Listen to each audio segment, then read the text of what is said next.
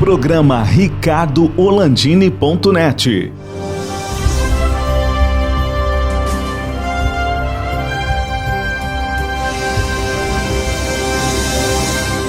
Alô, amigos, estamos começando mais um programa ricardoholandini.net na época da pandemia.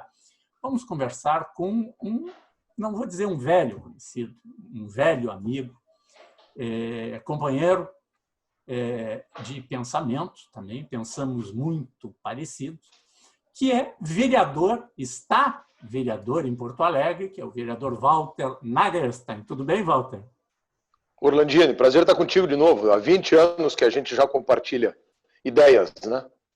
Isso, participamos de alguns eventos. Né? Tu estava, quando nós tivemos a primeira conversa, qual era o partido que tu estava? Tu estava recém-ingressando, 20 anos atrás. Eu concorri a prefeito pelo PPS em 2000, fui o mais jovem candidato e o meu mote, a minha bandeira era a inovação e a tecnologia.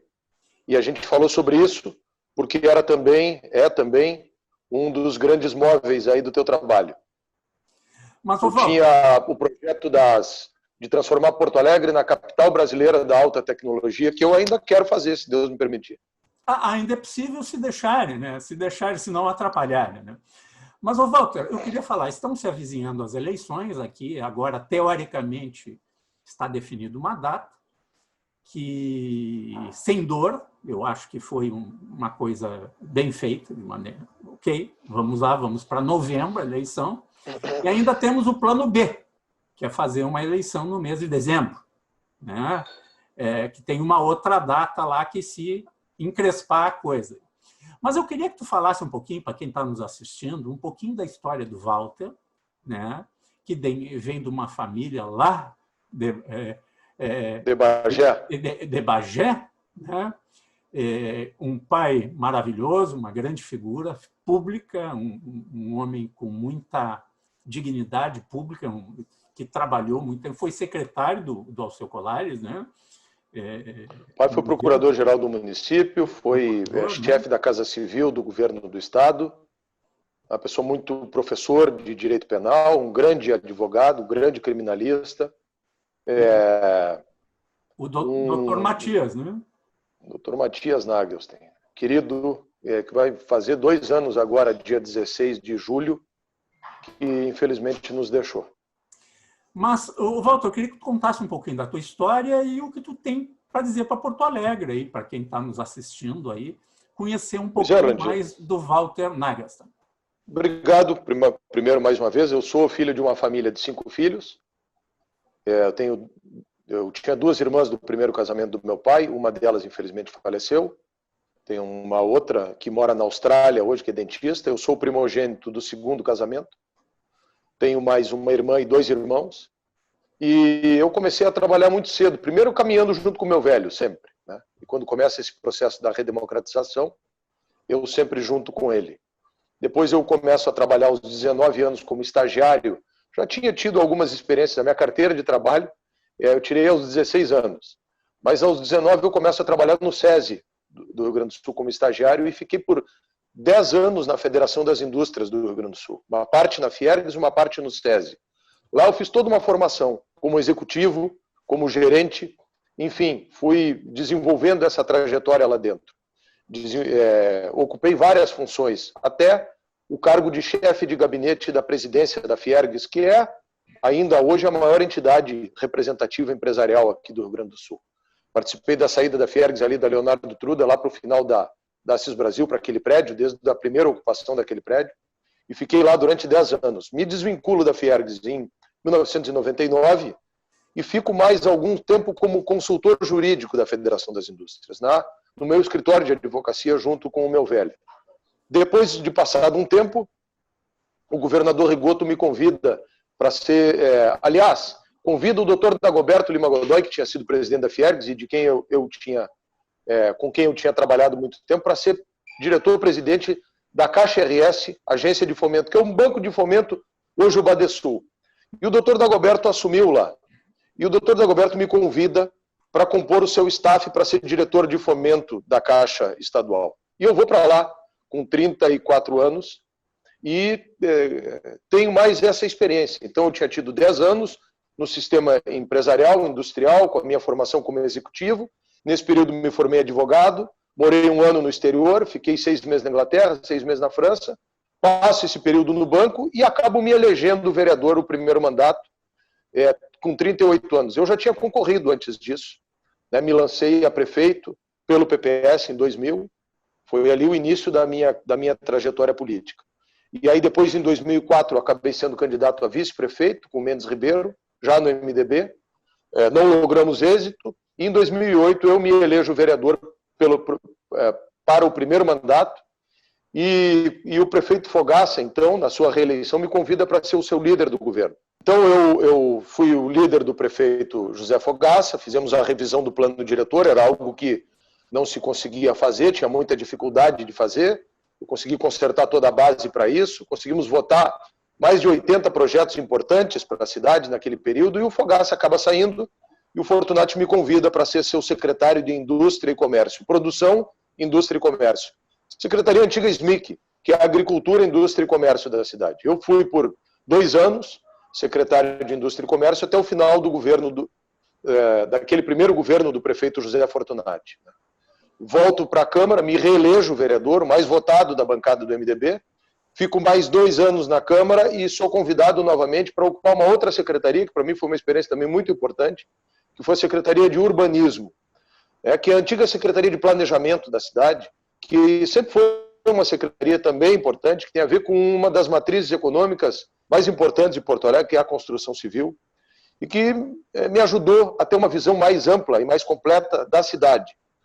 Porque eu já tinha sido secretário de Indústria e Comércio e depois secretário de Urbanismo, são 2 fenômenos econômicos importantes que geram muito emprego, praticamente toda a economia da cidade está aí.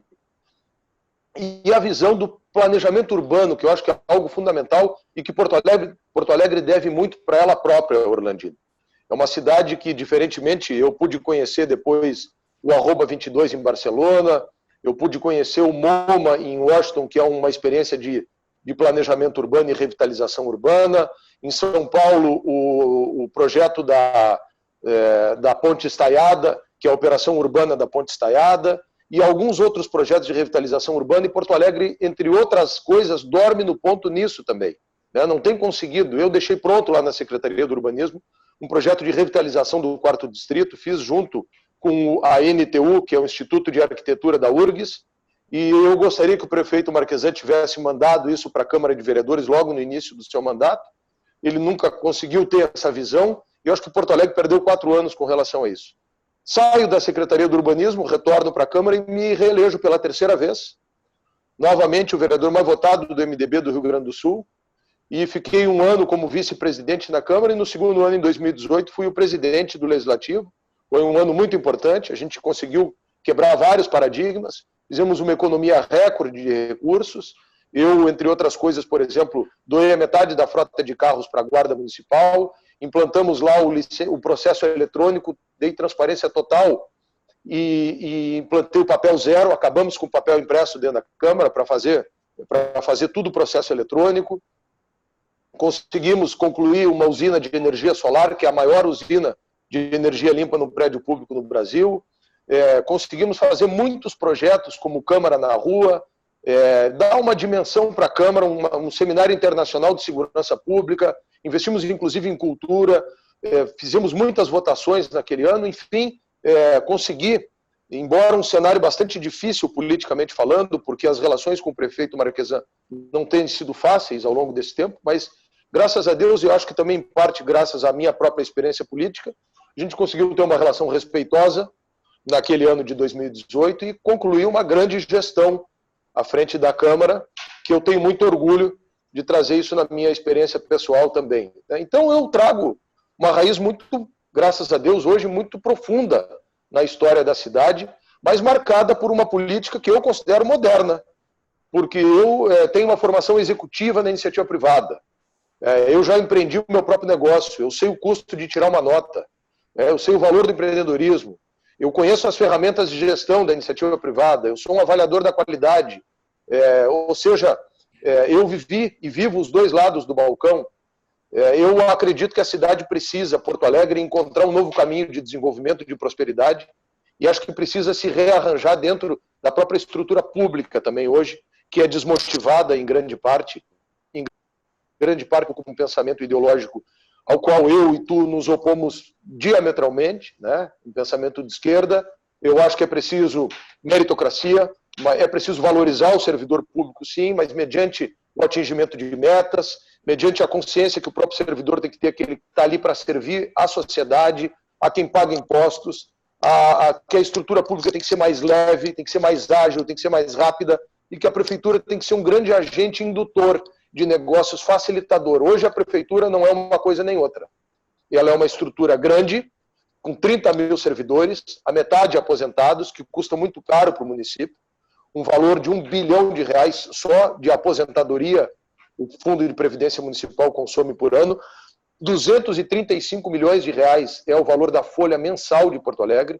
São quase a metade do orçamento da cidade fica com 30 mil servidores públicos, numa cidade que fica fora dessa conta 1.470.000 pessoas, que é o restante da população da cidade. Então isso indica que o servidor tem que ter essa consciência, que ele precisa entregar muito mais para a cidade. Eu acho que a gente precisa avançar na educação bastante, é um tema que me interessa muito, inclusive nos vouchers de educação. A gente precisa avançar numa nova matriz econômica focado na inovação, na tecnologia, coisas que eu falo há 20 anos atrás. A gente precisa criar o autolicenciamento na construção civil. A gente precisa olhar para os mais pobres e fazer a regularização fundiária da cidade, que eu vejo vir governo e vai governo e ninguém faz. E quando tu não faz a regularização fundiária, se perpetuam as subhabitações, as vilas degradadas, porque o poder público não pode ir lá para investir dinheiro, exatamente porque aquela situação não está regularizada, e se o gestor foi lá, ele até responde por improbidade. Então são coisas que eu acho que um prefeito precisa conhecer a cidade para fazer. Né? Gente que cai de paraquedas, sem saber o que, como já dizia o filósofo Sêneca, nenhum vento é favorável a nau que não sabe aonde quer chegar. Né? Então o que a gente tem visto é que muitas vezes as pessoas se iludem também. Vou botar esse cara porque ele é de fora da política. Vai perder tempo. Vai chegar ali, primeiro não vai saber lidar com o serviço público, que tu não pode nem te deixar dominar, mas ao mesmo tempo nem comprar uma guerra com os servidores. Tu precisa saber valorizá-los, dialogar com eles, mas cobrar resultado. Isso é uma coisa importante. E a minha formação lá atrás na Fiergues me deu instrumentos de gestão, de endomarketing, de reprogramação neurolinguística, que eu próprio me submeti a isso quando eu fui funcionário de uma entidade privada, que eu conheço consultores de RH, que eu sei como é que isso acontece e que eu nunca vi ser aplicado no setor público. Então isso precisa ser aplicado, por um lado, para dentro do setor público e depois para fora, que a gente precisa criar uma condição de que Porto Alegre volte a ser uma cidade atrativa para as pessoas, né? Para quem investe, para quem empreende, porque no mundo plano, e não é a história do terraplanismo, é a história do Friedman, né, da economia, o dinheiro vai para onde houver uma condição mais fácil para que ele se estabeleça. Então, se nós estamos, por exemplo, disputando investimentos no Brasil todo, é preciso que a gente tenha essa consciência. A gente precisa trazer para cá os grandes investidores, senão eles vão embora e a gente não vai gerar emprego nem oportunidade. E os nossos jovens, quando saírem da universidade, ou vão ficar sem emprego, ou vão querer ir embora de Porto Alegre, o que é muito ruim. Ô Walter, nós vamos ter que fazer um rápido intervalo, porque nós temos um intervalo, e nós já voltamos aqui no programa ricardolandini.net, lembrando que nós estamos no canal 20520 do BATV, da NetRS, em algumas cidades é o canal 26 e 526, além das nossas redes sociais, YouTube e Facebook. Nós já voltamos.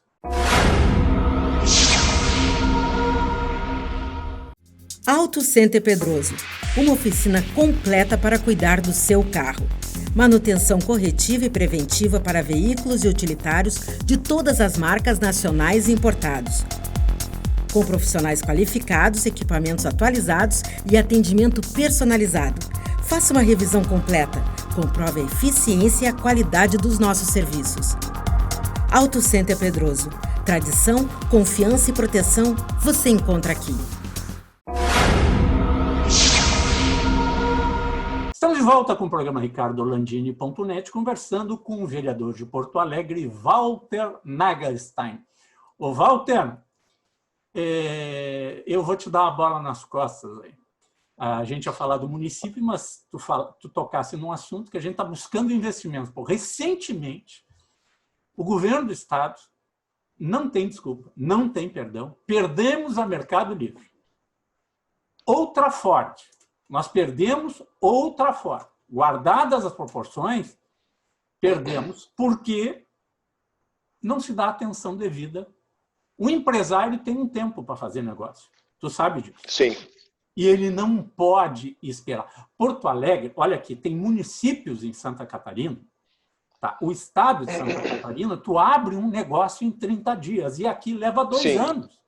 Em Porto Alegre, no Rio Grande do Sul.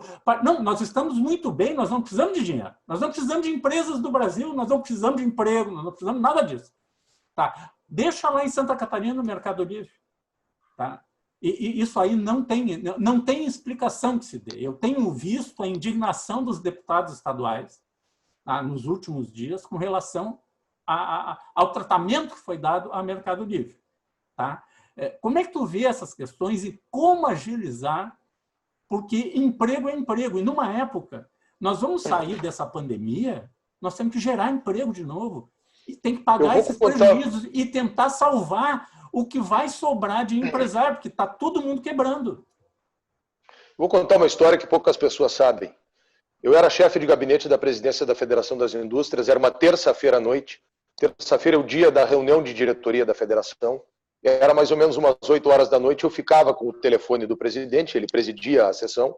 Ali ficavam todos os diretores, representantes dos núcleos temáticos, das indústrias do Estado, toca o telefone. Senhor, o doutor Dagoberto, por favor, de quem quer falar com ele? É o doutor Ivan Fonseca e Silva. O Ivan Fonseca e Silva, para quem não sabe, era o presidente da Ford do Brasil.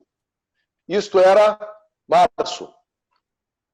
Eu chamo o doutor Dagoberto, saímos para trás do plenário Mercosul, lá na Fiergues, e o doutor Dagoberto, quando eu vejo, fica uma expressão muito séria e diz assim, você está brincando, Ivan. Ivan, você está brincando, Ivan.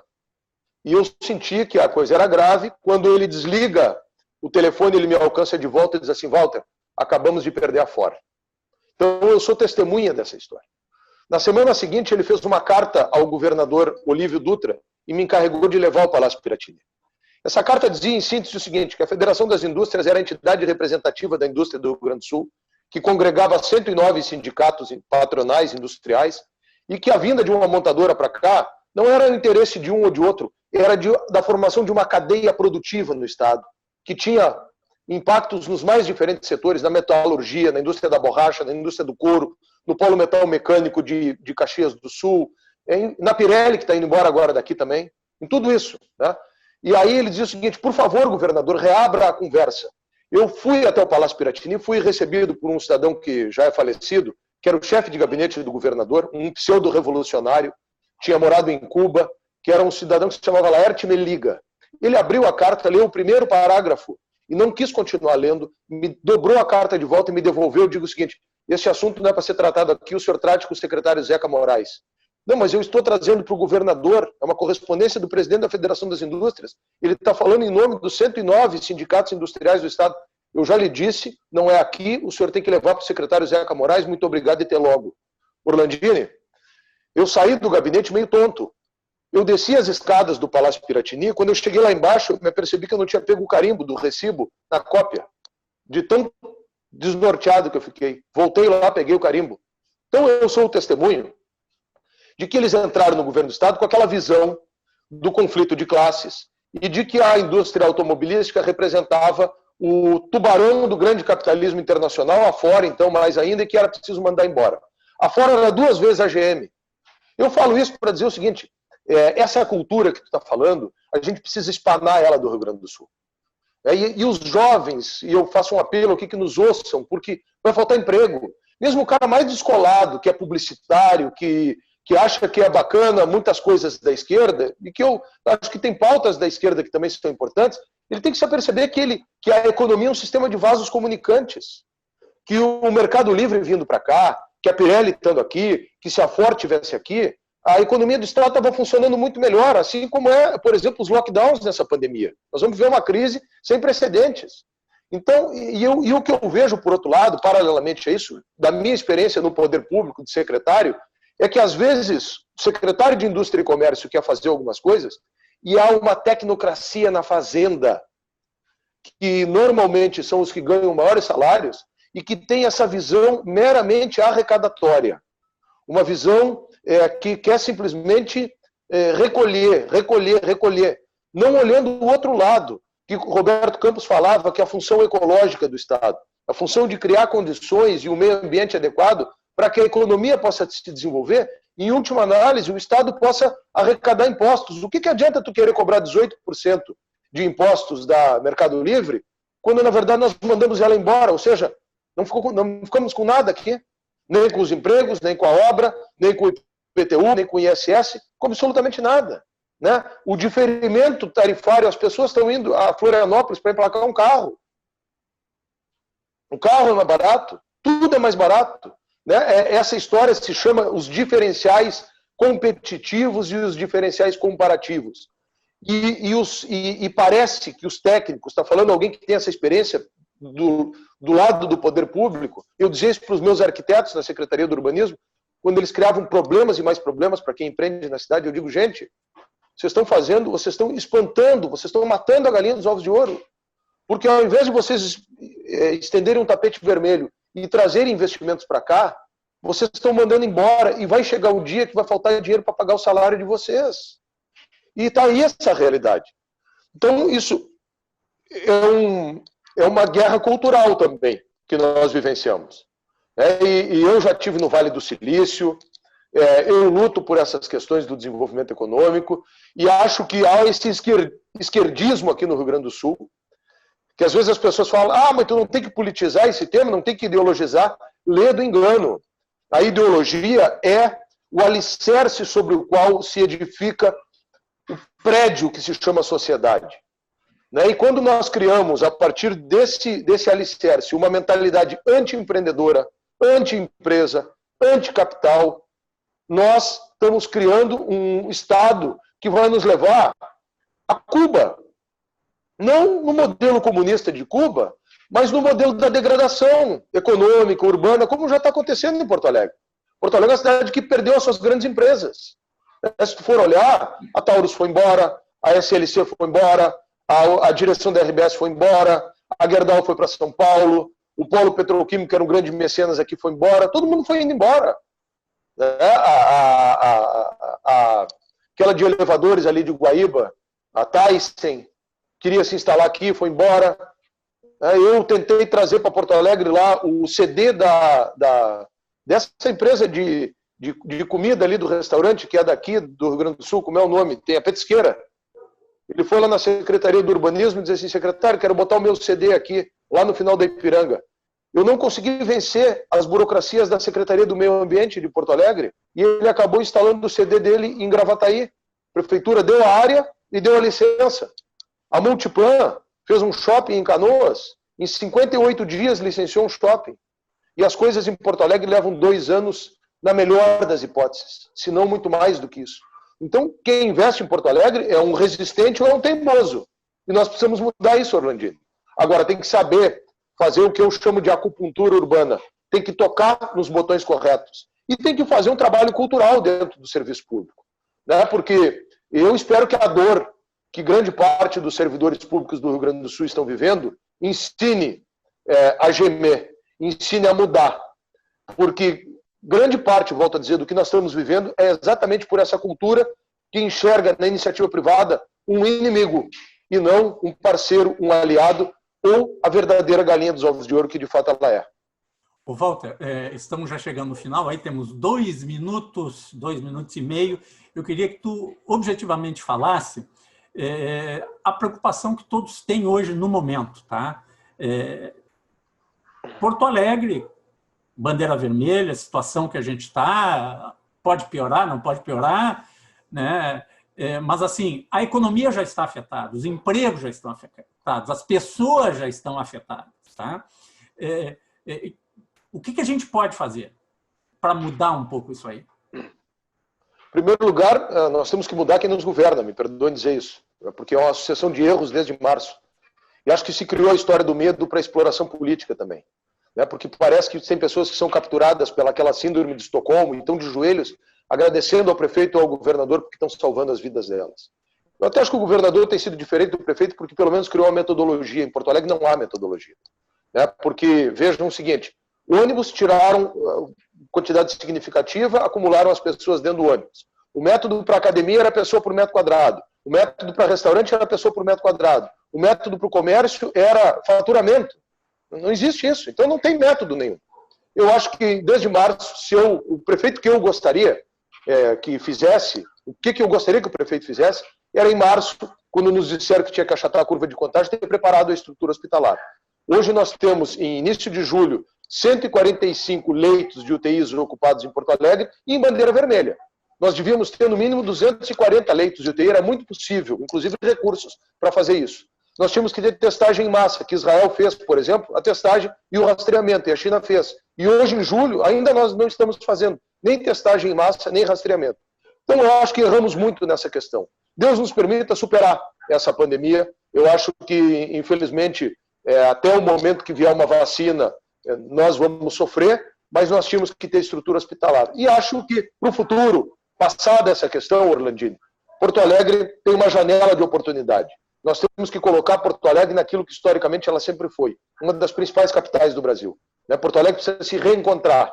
Porto Alegre precisa viver um choque de desenvolvimento, um choque de empreendedorismo, um choque de disrupção, um choque de inovação.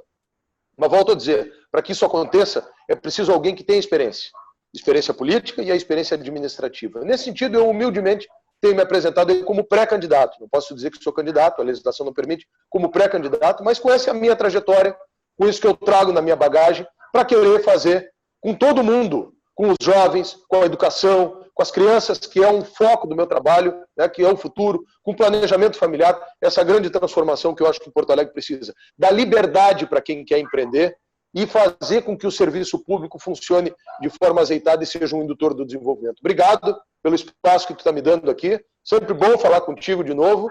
Né, te agradeço muito e que Deus nos ilumine nesse caminho, nos garanta saúde nesse período tão difícil dessa peste que se abate sobre nós e que ilumine as nossas decisões no futuro muito breve.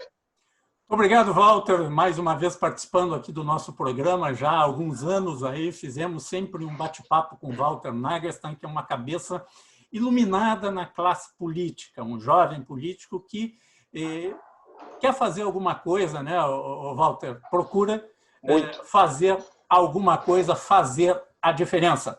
Obrigado pela audiência de todos aqui no BATV, canal 20 e canal 520 da NET RS e também nas nossas redes sociais no Facebook e YouTube. Até o próximo programa.